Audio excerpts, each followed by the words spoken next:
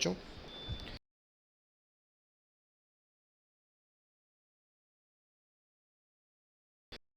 Rule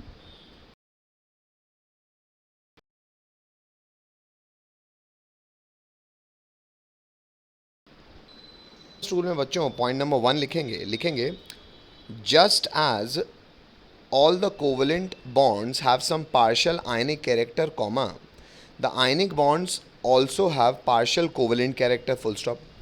The partial covalent character of ionic bonds was discussed by इतना लिखो तो हाँ बोलो, discussed by Fajans, इतना लिखो तो हाँ बोलो,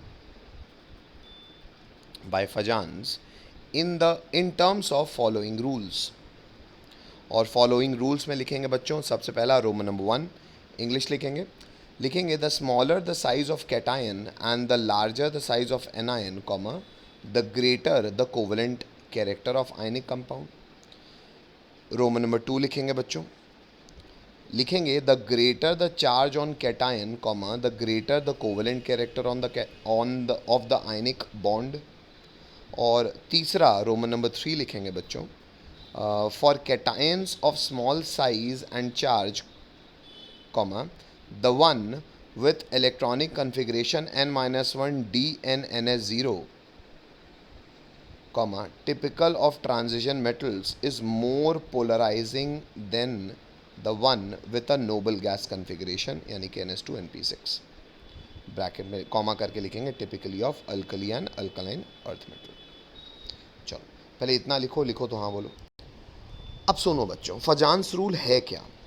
फजान्स रूल समझने के पहले मैं आपको ये बताऊं, क्योंकि हमने शायद ये लास्ट क्लास में जब ऑफलाइन मिले तो देखा ही है कि बेटा मान लो कोई कोवलेंट मॉलिक्यूल है। सर कोवलेंट मॉलिक्यूल कब बनेगा? जब दो एटम्स के बीच में या दो से अधिक एटम्स के बीच में जो आपस में आकर्षण होगा, जो आपस में फोर्स होगा, अट्रैक्शन फोर्स, जिसे हम केमिकल बॉन्ड कहते हैं, वो शेयरिंग के कारण हो। सर तो शेयरिंग में तो ये होता था कि कायदे से इसका एक या दो और इसका एक या दो आपस में शेयर हो रहे हो, लेकिन हमने कल की क्लास में ये देखा है कि सर ए और बी अगर अलग अलग हैं तो इनकी इलेक्ट्रोनेगेटिविटीज़ का फ़र्क होने के चक्कर में, लेट से अगर बी में नंबर ऑफ़ प्रोटॉन्स ज़्यादा हैं तो वो ज़्यादा इलेक्ट्रोनेगेटिव होगा, तो ये इलेक्ट्रॉन क्लाउड को अपनी तरफ खींच के रखेगा तो ये थोड़ा सा माइनस हो जाएगा, जिसको हम दिखाते थे डेल्टा नेगेटिव, और थोड़ा सा प्लस हो जाएगा। सर मतलब ये लगभग ये शेयर्ड इलेक्ट्रॉन क्लाउड को खींचेगा और इसका खींचेगा।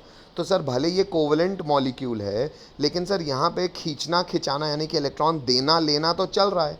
बेटा इलेक्ट्रॉन देने लेने का नेचर क्या कहलाता है? सर ये तो आयनिक नेचर कहलाता है। हेलो, बोलना पड़ेगा। Yes sir.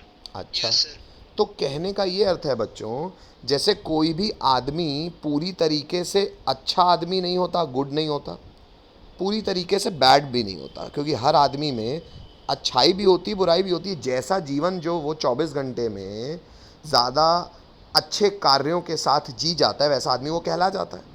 अगर वो मैक्सिमम जीवन ही खराबी से जी रहा हो या ऐसे जी रहा हो जैसे समाज में दिक्कत क्रिएट हो रहा हो, तो बुरा आदमी कहलाएगा। और भाई ऐसा तो नहीं हो सकता, गांधी जी भी चोरी तो करते थे। हेलो, पढ़े हो ना कि वो अपने जीवन काल में कभी ना कभी उन्होंने चोरी भी की है। तो मतलब सबसे अच्छा आदमी जो हमारे नोट में है वो भी संपूर्णतः अच्छा तो नहीं था, कुछ बुराइयां तो उसमें भी थी। हेलो,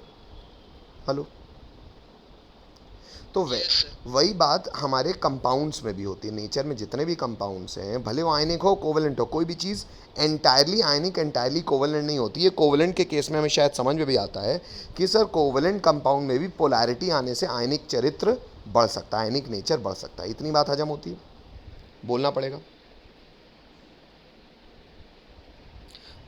बच्चों।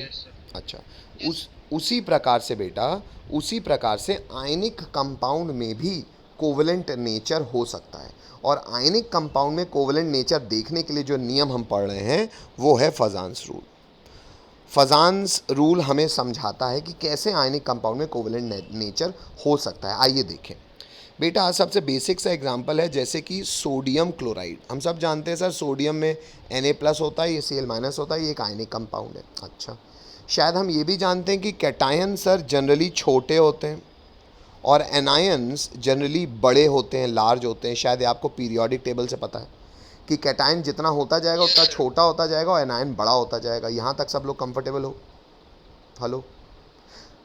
अब मैं NaCl का आपको थोड़ा सा ये बड़े छोटे के हिसाब से फ़ोटो बताता हूँ।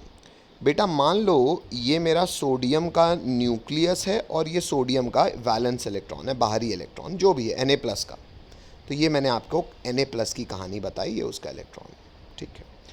वैसे ही सर मैं Cl- की कहानी अलग बनाता हूँ। मान लेते हैं सर ये क्लोरीन का न्यूक्लियस है और ये क्लोरीन के इलेक्ट्रॉन है। सर बड़ा क्यों बनाया? क्योंकि शायद हम जानते हैं कि Cl- का साइज़ बड़ा होगा क्योंकि एनायन है और Na+ का छोटा होगा। अब आप खुद थोड़ा सा ऑब्जर्व करके मुझे ये बताने का प्रयास करो बच्चों, क्या ये कैटायन का न्यूक्लियस एनायन के खुद के न्यूक्लियस से, मैं अभी केंद्रित केवल एनायन के इलेक्ट्रॉन में हूँ बच्चों, कैटायन का इलेक्ट्रॉन अपने कैटायन का न्यूक्लियस अपने इलेक्ट्रॉन के तो पास है ही है, साथ ही साथ बेटा वो एनायन के भी इलेक्ट्रॉन के रिलेटिवली ज़्यादा पास है उसके खुद के न्यूक्लियस की अपेक्षा।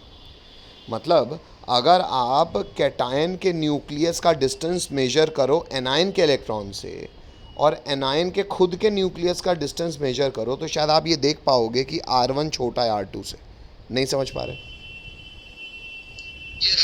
अगर अगर बेटा ये प्लस इस माइनस को अपनी तरफ अट्रैक्ट करता है, अपनी तरफ आकर्षित करता है, अपनी तरफ खींचता है, तो क्या ये न्यूक्लियस इसको बिल्कुल नहीं खींचेगा, अट्रैक्ट बिल्कुल नहीं करेगा कि करेगा? सर करेगा। करेगा सर, प्लस तो माइनस को अट्रैक्ट करेगा ही। तो बेटा मतलब ये जो ये लाल वाला इलेक्ट्रॉन है जो है भले एनायन का, क्या ये इस न्यूक्लियस से भी आकर्षण महसूस करेगा और इस न्यूक्लियस से भी आकर्षण महसूस करेगा? हाँ सर, बोलना पड़ेगा।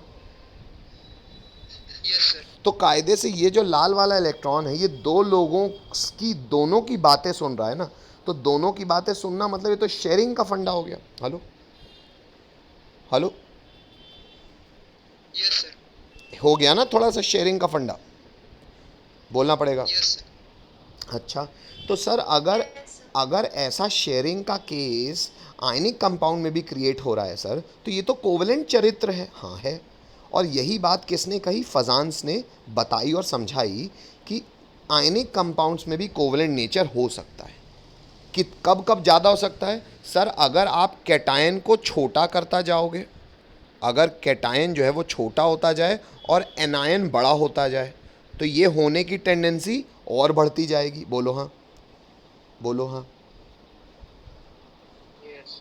तो आयनिक कंपाउंड में कोवलेंट कैरेक्टर बढ़ता जाएगा जैसे जैसे कैटायन छोटा होता जाएगा 1, एनायन बड़ा होता जाएगा 2। ये बात समझ में आती है सबको? बोलना पड़ेगा बच्चों। Yes sir. इसमें हम इंग्लिश में इसको कहेंगे कि कैटायन की पोलराइजिंग पावर। पोलराइजिंग क्या होता है बेटा? पोलराइजिंग पावर, पोलराइजिंग क्या होता है बेटा? पोलराइज करने की ताकत। पोलराइज मतलब भले इलेक्ट्रॉन तेरा था मैं अपनी तरफ खींच रहा हूँ। होता है ना भाई, आपने शायद न्यूज़ में भी सुना होगा कि ये सरकार इलेक्शन के पहले ध्रुवीकरण करती है, पोलराइज करती है समाज को। समाज पोलराइज करना मतलब अपनी तरफ खींचना कि मुसलमान मेरी तरफ आ जाओ, हिंदू उस तरफ चले जाओ। This is called polarization. तो यही ना हो रहा है, प्लस माइनस को खींच रहा है। तो ये आयनिक कंपाउंड में कोवेलेंट कैरेक्टर कब बढ़ता जाएगा? जब कैटायन की पोलराइजिंग पावर ज़्यादा होगी। कब ज़्यादा होगी? जब वो छोटा होगा। और एनायन की पोलराइज होने की एबिलिटी, जिसको हम कहते हैं पोलरिजेबिलिटी, पोलरिजिबिलिटी यानी कि पोलराइज होने की एबिलिटी, एनायन की कब ज़्यादा होगी? जब वो बड़ा होगा। तो जितना ज़्यादा पोलराइजिंग पावर कैटायन का होगा और पोलराइज होने की आदत यानी कि पोलराइज होने की एबिलिटी यानी कि पोलरिजेबिलिटी एनायन की होगी, उतना ज़्यादा आयनिक कंपाउंड में कोवेलेंट कैरेक्टर होगा। बोलना पड़ेगा, बोलना पड़ेगा। Yes sir. अच्छा, इसके अलावा बेटा कैटायन जो है, कैटायन जो है वो एनायन को, जैसे मान लो एक कैटायन है Na+ और एक कैटायन है Ca+2। अब आपसे मैं पूछूं किस कैटायन की पोलराइजिंग पावर ज़्यादा है, तो बेटा पोलराइजिंग पावर ना, पोलराइजिंग पावर डिपेंड करती है चार्ज डेंसिटी पे। किस पे? किस पे? किस पे? चार्ज डेंसिटी होता है बच्चों ratio of charge upon size, जिसमें डोमिनेटिंग फैक्टर चार्ज ही होता है। तो कभी भी दो कैटाइन की अगर आपको पोलराइजिंग पावर कंपेयर करनी हो तो सबसे पहले तो देखो जिसमें चार्ज ज़्यादा उसकी पोलराइजिंग पावर ज़्यादा। अब अगर चार्ज दोनों का सेम हो गया, जैसे मान लो यहाँ पे मैंने Mg+2 लिख दिया, तो चार्ज दोनों का सेम हो गया, तो चार्ज दोनों का सेम होगा तो न्यूमरेटर 1 हो जाएगा। फिर डिनोमिनेटर डिसाइड करेगा तो बात आएगी जो छोटा उसकी पोलराइजिंग पावर ज़्यादा। हेलो हेलो हेलो, बोलना पड़ेगा बच्चों। Yes sir. ठीक है, एक और बात बता देता हूँ मैं, इसको लिखवा दूंगा, मतलब ये आपने लिखा ही हुआ है, बस इंग्लिश से दोबारा पढ़ के और समझा दूंगा अच्छे से। एक और छोटी सी बात करना चाहूँगा बेटा, अगर दूसरे को पोलराइज करता है, मतलब दूसरे के इलेक्ट्रॉन को खींचता है, तो बेटा कैटायन का कौन सी चीज़ दूसरे के यानी कि एनायन के इलेक्ट्रॉन को खींचेगी? सर इसका न्यूक्लियस। हेलो हेलो, और न्यूक्लियस की जो ताकत होती है बच्चों, शायद हमने पीरियोडिक टेबल में देखा भी हुआ है, न्यूक्लियस की ताकत को हम लोग टेक्निकली क्या कहते हैं बच्चों, याद है? Z effective nuclear charge. Z effective. Z effective क्या होता है बच्चों? Nuclear charge minus shielding constant. याद है ये बात? तो अगर बच्चों मुझे कंपैरिजन करना हो एक डी ब्लॉक के कैटायन में और एस ब्लॉक के कैटायन में, क्योंकि एस ब्लॉक के कैटायन जनरली अच्छे मेटल्स होते हैं, अच्छे मेटल्स होते हैं, और डी ब्लॉक के कैटायंस जो होते हैं वो भी मेटल्स होते हैं, नाम ही है ट्रांजिशन मेटल्स। हेलो, तो बोला जाता है कि डी ब्लॉक, जो डी ब्लॉक के कैटायन होंगे ना, डी ब्लॉक के कैटायन में फिलिंग हमेशा कहाँ पे होगी बेटा? इलेक्ट्रॉन्स की n-1 डी में, जिनकी शील्डिंग बहुत कमज़ोर होती है। तो शील्डिंग बहुत कमज़ोर होगी तो सिग्मा इनका बहुत कम होगा, सिग्मा कम होगा तो Z माइनस सिग्मा में Z इफेक्टिव बहुत मजबूत हो जाएगा। बात समझ रहे हो? और Z इफेक्टिव क्या होता है? Effective nuclear charge. इसलिए अगर आपसे कभी कोई पूछता है कि भैया सिल्वर प्लस ज़्यादा अच्छा कि Na+, तो हम बिना कुछ सोचे, बिना चार्ज डेंसिटी सोचे कह देंगे सिल्वर ज़्यादा अच्छा, पोलराइजिंग पावर रखेगा। क्यों? क्योंकि इसका Z इफेक्टिव अच्छा है। इफेक्टिव न्यूक्लियर चार्ज क्यों अच्छा है? क्योंकि इसमें शील्डिंग कमज़ोर होती है। और शायद यही मैंने लिखवाया हुआ है कि डी ब्लॉक का कैटायन हमेशा ज़्यादा पोलराइज करेगा as compared to alkali and alkaline earth metal, यानी कि एस ब्लॉक एलिमेंट्स। बोलना पड़ेगा, बोलना पड़ेगा। अब मैंने इंग्लिश में डी ब्लॉक को ट्रांजिशन एलिमेंट्स लिखा है, वो क्यों लिखा है उसके लिए मैं नोट लिखवा दूंगा। यहाँ तक शायद हमको इंग्लिश समझ में आती है, जो मैंने आपको अभी समझाई है हिंदी वो समझ में आती है। अब इंग्लिश में वापस जा सकता हूँ समझने के लिए। Hello, yes sir. चलो बेटा, क्या रहा है बेटा कि just as the covalent compounds है पार्शियल आयनिक कैरेक्टर, मतलब हमने देखा था सर कोवेलेंट कंपाउंड में भी इलेक्ट्रोनेगेटिविटी डिफरेंस होने की वजह से पोलैरिटी यानी कि प्लस माइनस आ गया था, जिसके लिए अपन ने डाइपोल मूवमेंट निकाला है। तो जितना ज़्यादा पोलैरिटी होगी उतना ज़्यादा कोवेलेंट कंपाउंड में आयनिक नेचर होगा। वैसे ही the ionic bonds also have partial covalent character. अब the partial covalent character of ionic compounds या ionic bonds was discussed by फजान्स, और फजान ने ये काम कैसे किया? कुछ रूल्स की मदद से, जिसमें पहला रूल था the smaller the size of cation, cation जितना छोटा और लार्जर एनायन जितना बड़ा, ग्रेटर द कोवेलेंट कैरेक्टर। क्यों? उतना ज़्यादा कैटायन खींचेगा और एनायन खिंचवाएगा। हेलो, बोलना पड़ेगा फिर से। Yes sir.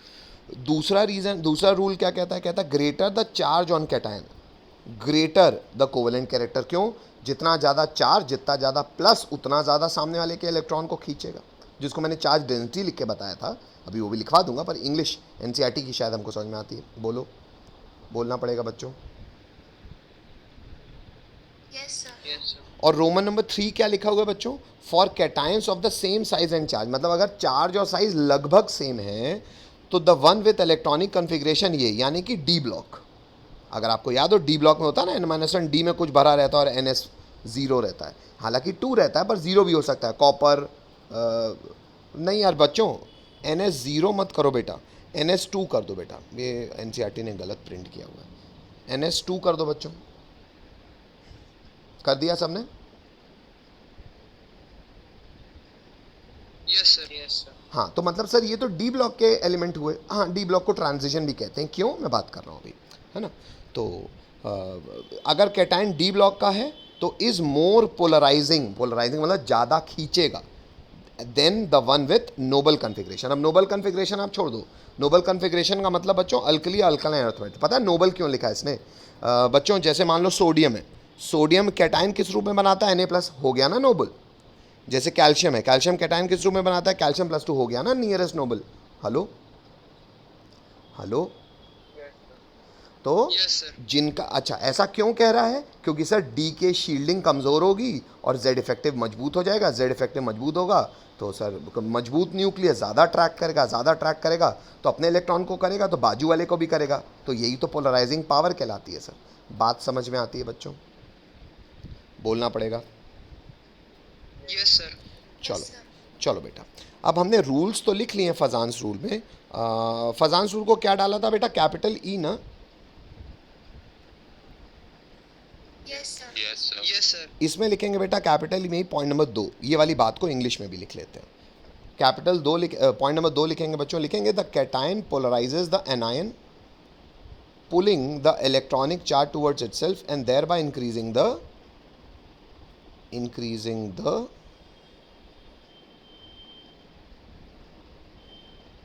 Covalent character. इतनी इंग्लिश लिखो तो हाँ बोलो पॉइंट क्रमांक 2 में. थोड़ी सी इंग्लिश लिखेंगे, मैंने आपको हिंदी में वो समझाई है लेकिन इंग्लिश भी लिख लेंगे. लिखेंगे बच्चों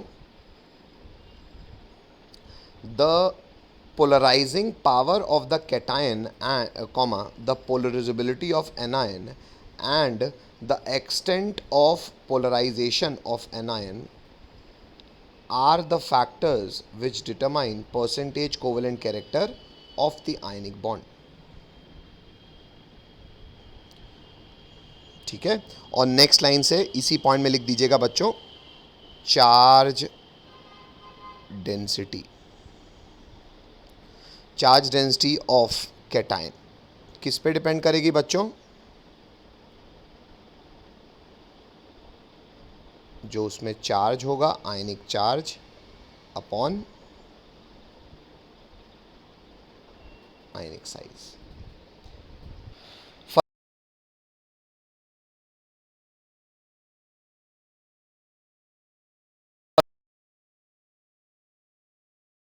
है ना बेटा? क्या आप ये बात जानते हो कि आयनिक कंपाउंड, जिस भी कंपाउंड में आयनिक कैरेक्टर होगा या ज़्यादा होगा कोवेलेंट के कंपैरिजन में, तो लिखेंगे आयनिक कैरेक्टर हैज़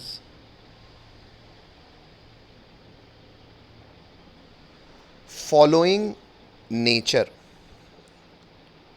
किसी भी सब्सटेंस में अगर आयनिक कैरेक्टर किसी से ज़्यादा है तो उसमें ना निम्नलिखित चरित्र देखने को मिलेंगे आपको. क्या क्या सर? पहला, क्या आप लोग इतनी बात जानते हो शायद 10th से 9th से, सर आयनिक कंपाउंड ना प्लस माइनस होते हैं तो प्लस माइनस एक दूसरे को बहुत ताकत से अट्रैक्ट करेगा और ताकत से अट्रैक्ट करेगा तो ये जनरली सॉलिड होते हैं.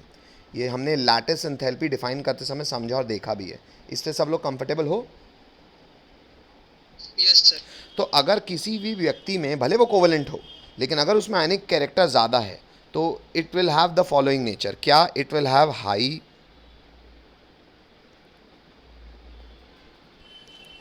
Lattice enthalpy. मतलब लैटिस एंथैल्पी हाई होने का क्या अर्थ है? वो अच्छा मजबूत सॉलिड बनेगा. मानते हो? दूसरे के कंपैरिजन में जिसमें आयनिक कैरेक्टर कम होगा. मानते हो? Yes, sir. ठीक है. रोमन नंबर 2 लिखते भी चलो, सुनते भी रहो. अच्छा, उसकी लैटिस एंथैल्पी अगर ज़्यादा होगी सर तो और क्या ज़्यादा होगा? अच्छा तुम एक बात बताओ, अच्छा सॉलिड जो होगा बच्चों, जो अच्छा सॉलिड होगा उसका मेल्टिंग और बॉइलिंग पॉइंट कैसा होगा? Sir, high होगा. मानते हो ये बात भी? क्योंकि Yes, sir. Molecule strongly attract, भाई कॉन्स्टिट्यूएंट स्ट्रांगली अट्रैक्टेड होंगे क्योंकि प्लस माइनस, क्योंकि आयनिक कैरेक्टर मतलब प्लस माइनस का होना, प्लस माइनस का होना ज़्यादा अट्रैक्शन करेगा क्योंकि ज़्यादा plus minus. Sir, lattice enthalpy क्या होती है? बेटा डिफाइन किया हुआ है, पूरी एक क्लास ली थी मैंने शायद इस चीज़ में. अभी अपन ने वो देखा है ना. कोई मदद करे बच्चा? अभी स्टार मार्क में कैपिटल ए वे में होगा बेटा आयनिक कैरेक्टर के बारे में, जब कैरेक्टरिस्टिक किए होंगे अपन ने. देखो एक बार. पन्ना घुमाओ, विशेषताएं होंगी बच्चों, रोमन नंबर 3 लिखेंगे बेटा। तो इससे और क्या अच्छा हो सकता है सर अगर आयनिक कैरेक्टर ज़्यादा हुआ तो बच्चों लिखेंगे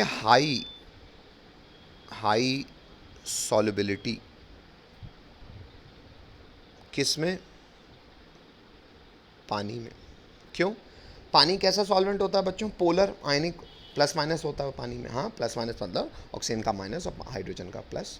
तो पोलर सॉल्वेंट कौन घुलेगा बच्चों? जो पोलर, और पोलैरिटी किस में होती है सर? आयनिक कंपाउंड में। तो अगर दो लोगों में अगर कोई ज़्यादा आयनिक है और आपसे कोई पूछे कि कौन पानी में ज़्यादा घुलेगा, ज़्यादा आसानी से तेज़ी से घुलेगा, तो कौन ज़्यादा आसानी से घुलेगा बच्चों? जिसमें आयनिक कैरेक्टर ज़्यादा हो। हेलो, बोलना पड़ेगा।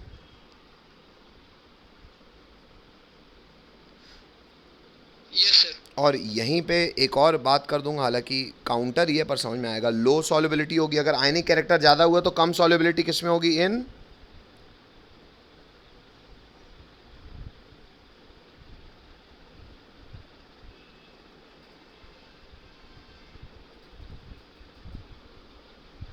In non polar solvent. Sir अब नॉन पोलर सॉल्वेंट कौन होते हैं बेटा नॉन पोलर सॉल्वेंट ना जनरली ऑर्गेनिक सॉल्वेंट होते हैं। ऑर्गेनिक कंपाउंड मतलब carbon containing compound.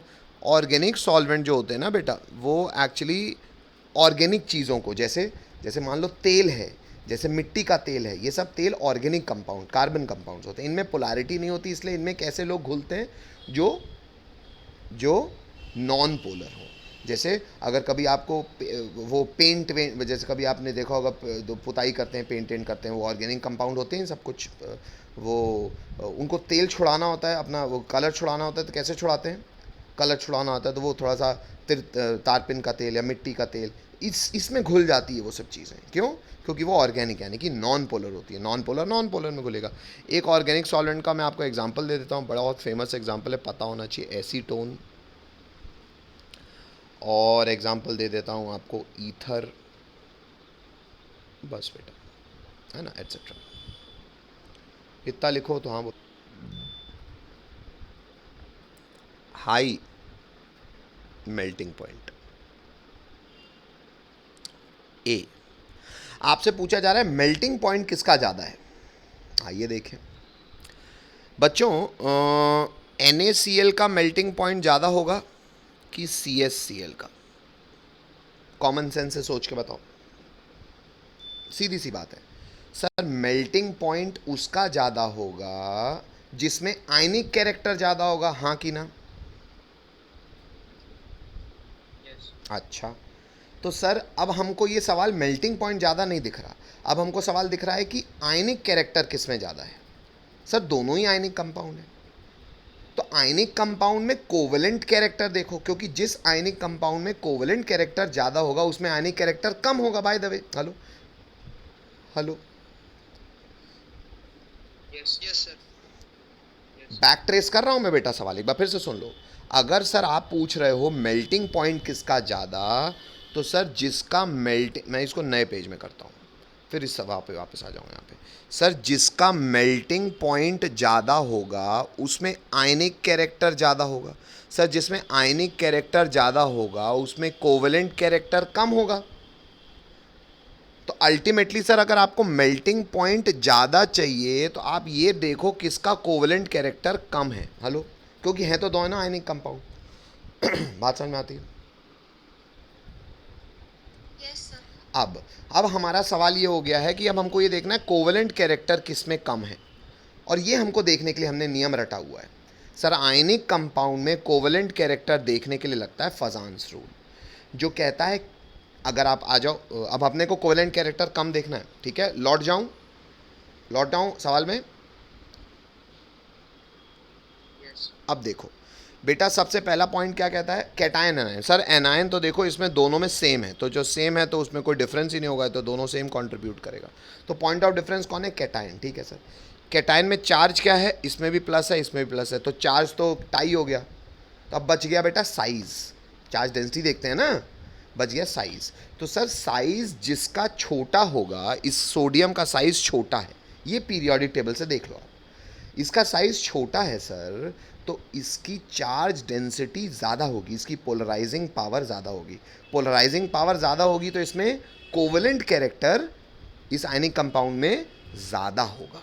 Covalent character ज़्यादा होगा तो कोवेलेंट कैरेक्टर सीजियम में कम होगा, सीजियम के कंपाउंड में। बोलो, बोलना पड़ेगा बच्चों। Yes, sir. नहीं समझ में आया?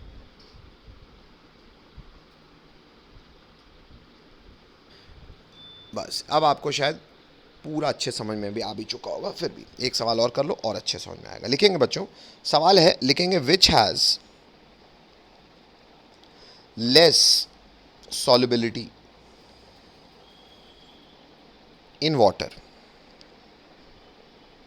बेटा अच्छा, अगर आप लोग को कई बार सवाल पूछ रहे हैं विच हैज़ लेस solubility, तो इन जनरल बेटा क्या मानोगे, पानी में कि ऑर्गेनिक सॉल्वेंट में? अगर मान लो मैं वाटर नहीं लिख रहा हूँ, मैं सिर्फ लिख रहा हूँ विच हैज़ लेसर solubility, तो क्या कहोगे, सवाल इनकम्प्लीट है? नहीं बेटा, क्योंकि सॉल्युबिलिटी अगर ये मेंशन नहीं किया जा रहा है कि पानी में कि ऑर्गेनिक सॉल्वेंट में, तो मान के चलो यूनिवर्सल सॉल्वेंट में बात की जा रही है, मतलब पानी के लिए बात की जा रही है। कंफर्टेबल बोलना पड़ेगा? Yes, sir. ठीक है। Yes, sir. तो बताओ बच्चों, किसकी सॉल्युबिलिटी कम होगी पानी में?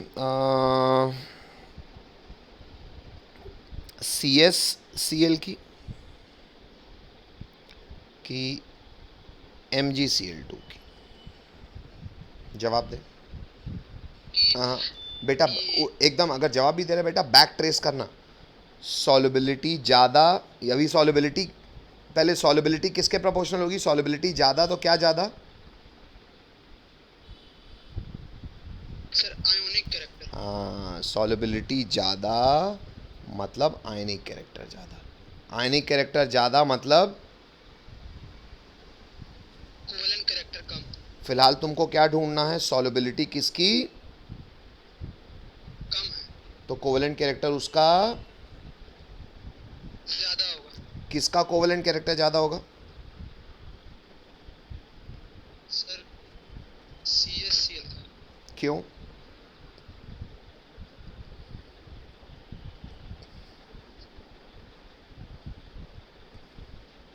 Sir, CaCl cesium chloride होगा. हाँ बेटा, सीजियम क्लोराइड होगा, MgCl2 मैग्नीशियम क्लोराइड होगा। हाँ, सवाल अभी भी is open in the house, किसका कोवेलेंट कैरेक्टर ज़्यादा होगा? यहाँ तक हम समझ गए, सर कोवेलेंट कैरेक्टर ज़्यादा होगा तो पानी में सॉल्युबिलिटी कम होगी। कोवेलेंट कैरेक्टर किसका ज़्यादा होगा?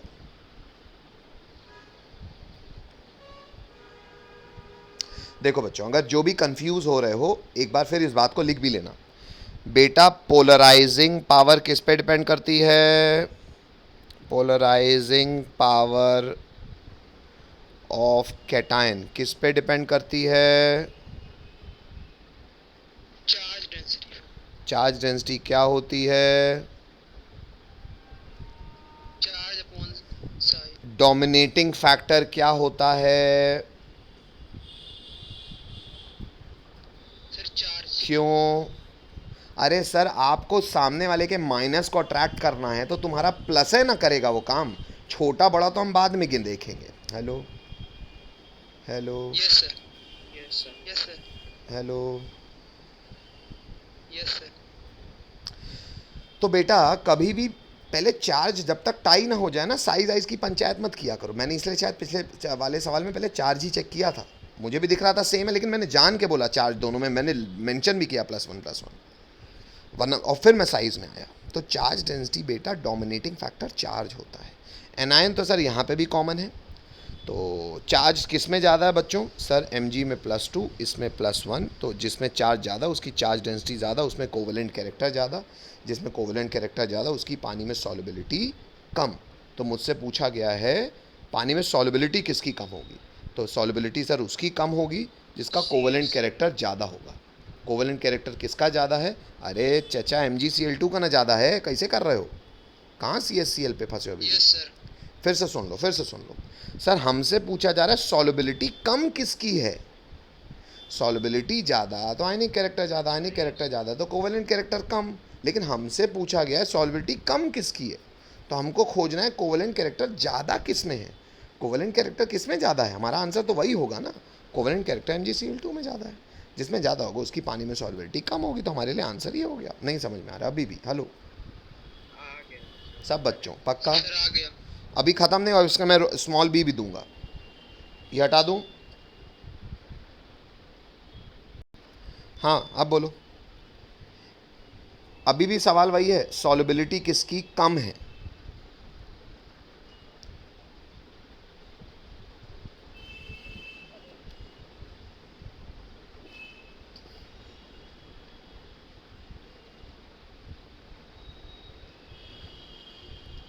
सॉल्युबिलिटी कम उसकी होगी जिसका कोवेलेंट कैरेक्टर अधिक होगा। कोवेलेंट कैरेक्टर किसका अधिक है?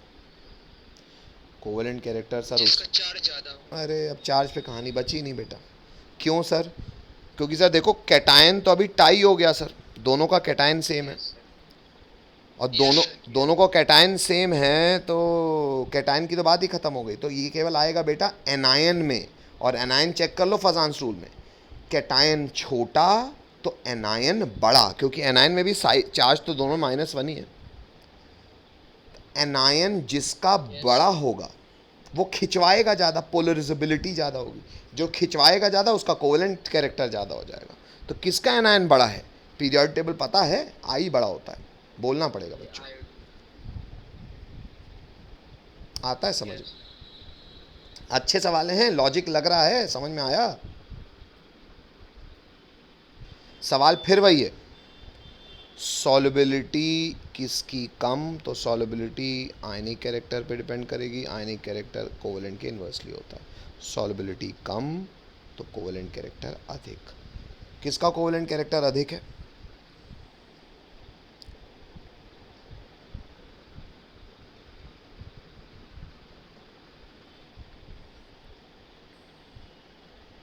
Sir MgCl। ना।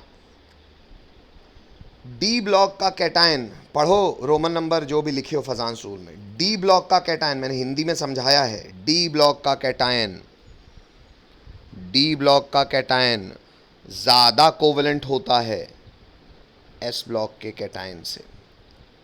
चेक कर लो, यस। चेक कर लो, चार चार्ज ऐसी तैसी कराए।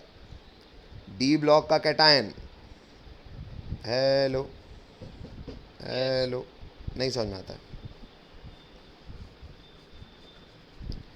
अरे बोल दो भाई। यस सर, ठीक है, समझ गए। चलो, किसी को कोई तकलीफ? एक नोट बचा हुआ है बच्चों बस में। Those D block elements are termed as transition elements, आप पूरा लिखिएगा, which have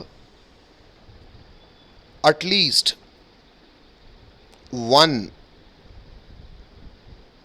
empty or half filled orbital, बल्कि ऑर्बिटल मत लिखो, लिखो डी ऑर्बिटल,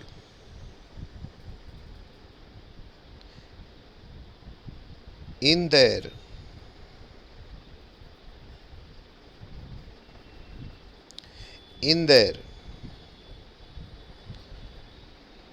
ground state